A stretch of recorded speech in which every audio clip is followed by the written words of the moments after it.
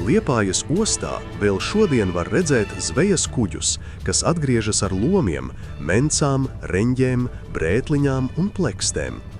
Katrs loms ir kā dāvana, bet arī pārbaudījums.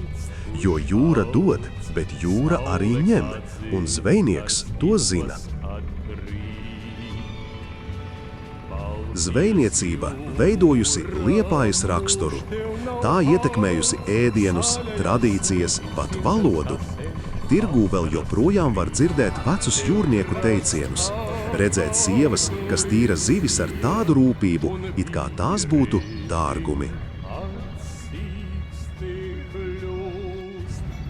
Un tomēr zvejniecība mainās, tehnoloģijas, kvotas, klimats. Bet Liepājas zvejnieks pielāgojas. Viņš turpina ar cieņu pret jūru, ar lepnumu par savu darbu, ar cerību, kā arī nākamās paaudzes jutīs jūras vilkmi.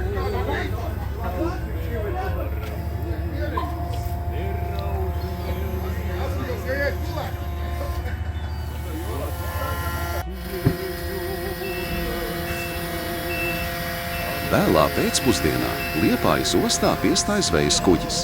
Tā klājs vēl smaržo pēc jūras sāls, un loms, kas tikko izcelts no Baltijas jūras ūdeņiem, liecina par veiksmīgu zveju.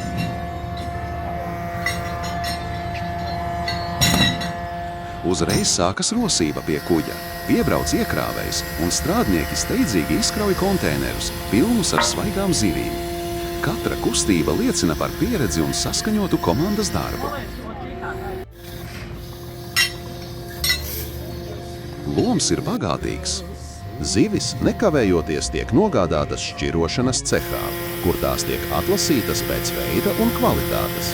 Pēc tam tās ceļos tālāk uz vietējo tirgu, kur pircēji jau gaida svaigu jūras velšu piegādi.